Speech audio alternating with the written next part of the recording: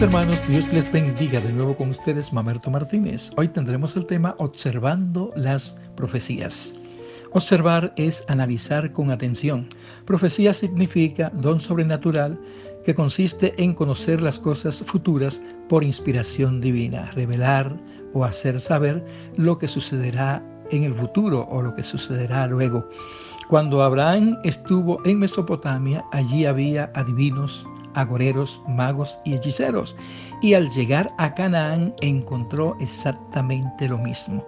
Pero los profetas israelíes, como instrumentos de Dios, presentaron algo diferente en eso de las predicciones, porque Jehová controla los acontecimientos y los lleva a un fin, o sea, al cumplimiento, porque es el Señor de la historia. Si Dios conoce el pasado, presente y futuro, ¿cómo puede fallar en eso de las predicciones? Con todo y eso, siempre hubo, hay y habrá falsos profetas. Cuando Dios hablaba o cuando habla a través de alguien, la profecía debe cumplirse en su totalidad. De lo contrario, es un falso profeta. Y hoy sí hay mucho de eso. Es así. Con la guianza del Espíritu Santo podemos penetrar al insondable mar de las profecías y sacarle provecho al ver que Dios es sumamente preciso en su palabra o en lo que dice. Vamos a ver algunos ejemplos.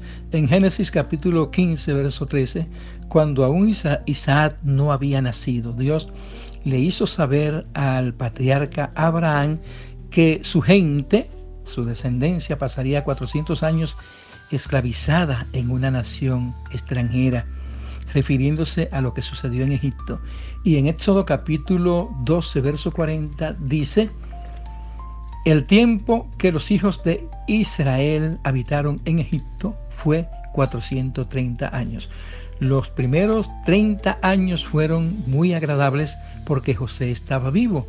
Luego de eso entonces arrancó la esclavitud y pasaron 400 años esclavizados.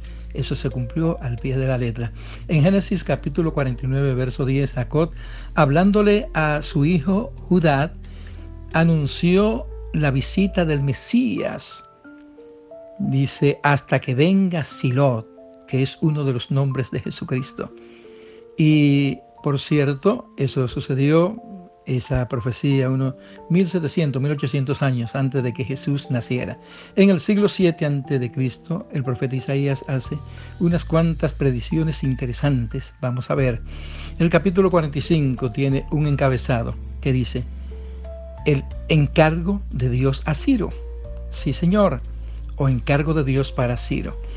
A ese Ciro, el persa, le faltaban como 125 años, o quizá un poco más, para nacer, y allí Dios lo llama por su nombre. Así lo menciona, Ciro. Cuán preciso. Nabucodonosor empezó a recolectar gente de entre las naciones en el año 607, por ahí 605 antes de Cristo.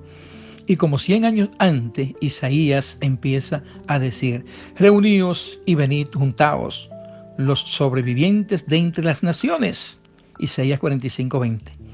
Los grandes imperios empezaron con Nabucodonosor en el año 607 antes de Cristo, e Isaías habla de eso en el año 707, por ahí 712 antes de Cristo, o sea, más de 100 años antes de que llegaran esa gente a Babilonia.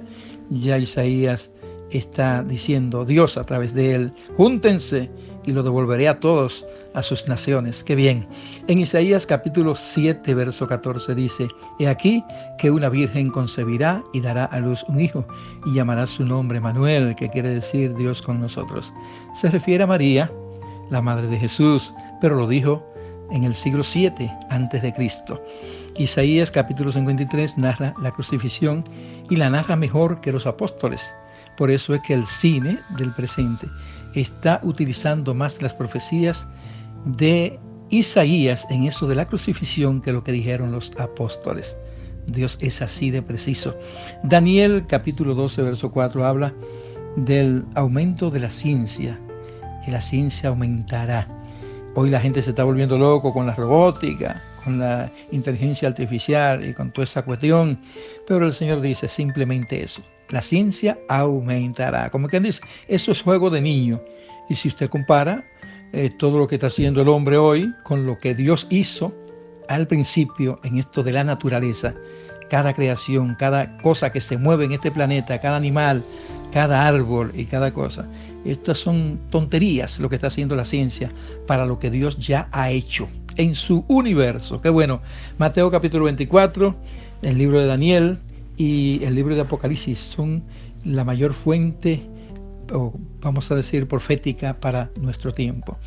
Y sobre todo esto que está aconteciendo, que es mucho y que demuestra claramente que Jesús regresa pronto a la tierra, tenemos que detenernos en las vírgenes fatuas y prudentes, porque eso debe interesarnos. Tenemos que tener las lámparas llenas de aceite para que podamos irnos con el Señor. Dios les bendiga.